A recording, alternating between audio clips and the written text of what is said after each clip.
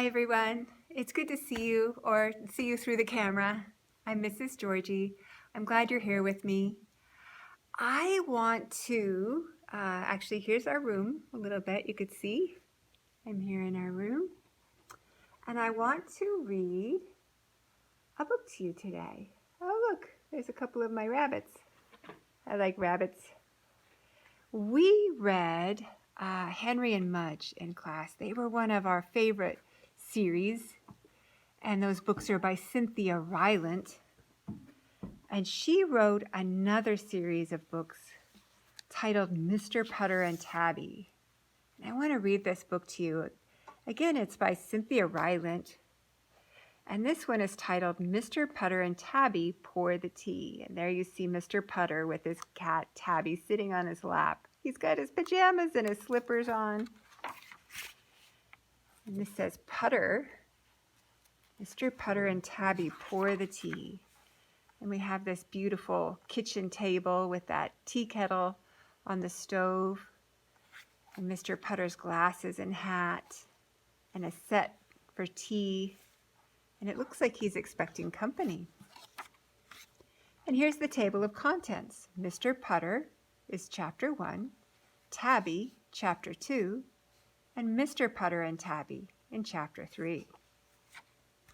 Chapter 1, Mr. Putter. Before he got his fine cat Tabby, Mr. Putter lived all alone. There he is, in front of that big house, all by himself. In the mornings, he had no one to share his English muffins. In the afternoons, he had no one to share his tea. And in the evening, there was no one Mr. Putter could tell his stories to, and he had the most beautiful stories to tell. All day long, as Mr. Putter clipped his roses and fed his tulips and watered his trees, Mr. Putter wished for some company.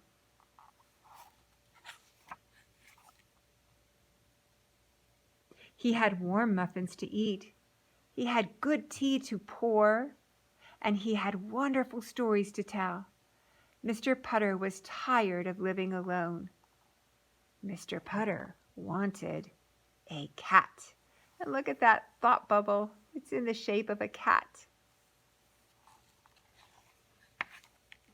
Chapter 2, Tabby. Mr. Putter went to the pet store. "Do you have cats?" he asked the pet lady. "We have 14, she said. Mr. Putter was delighted, but when he looked into the cage, he was not. He doesn't look delighted. He looks a little confused. "These are kittens," he said.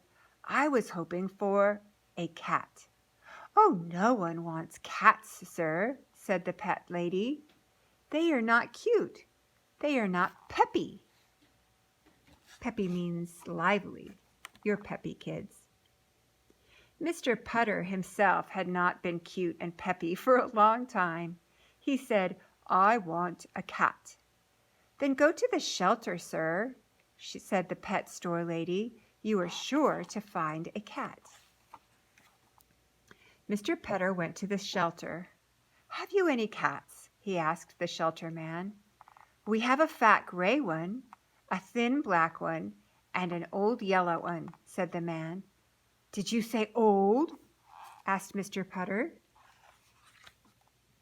The shelter man brought Mr. Putter the old yellow cat. Its bones creaked, its fur was thinning, and it seemed a little deaf. That means he couldn't hear well. Mr. Putter creaked, his hair was thinning, and he felt a little deaf too. So he took the old yellow cat home. He named her Tabby, and that is how her life began. Oh, that is how their life began. Chapter 3, Mr. Putter and Tabby. Tabby loved Mr. Putter's tulips. She was old, and beautiful things meant more to her. She would rub past all the yellow tulips, Then she would roll past all the red tulips. Uh-oh.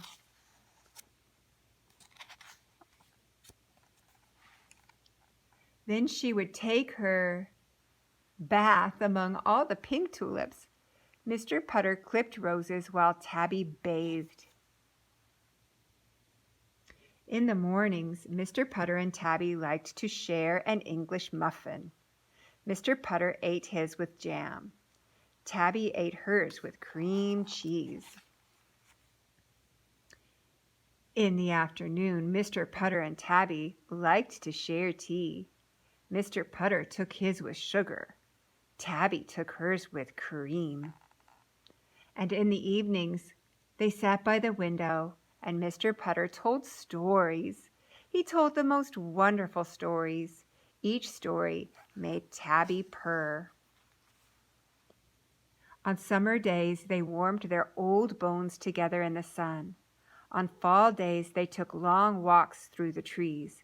And on winter days, they turned the opera up very loud. And there's a picture of them listening to something called records, which is what we used to play for music. And they're singing opera, kind of a fancy, loud music. After a while, it seemed as if they had always lived together. Tabby knew just what Mr. Putter was going to do next. Mr. Putter knew just where Tabby was going to sleep next. Oh, look where she's sleeping. Look at all those places. In the mornings, each looked for the other as soon as they opened their eyes. And at night, each looked for the other as their eyes were closing. Mr. Putter could not remember life without Tabby. Tabby could not remember life without Mr. Putter. They lived among their tulips and trees.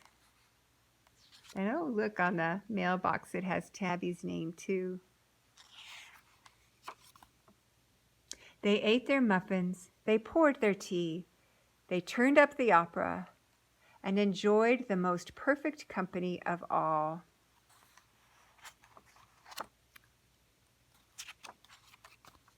Each other.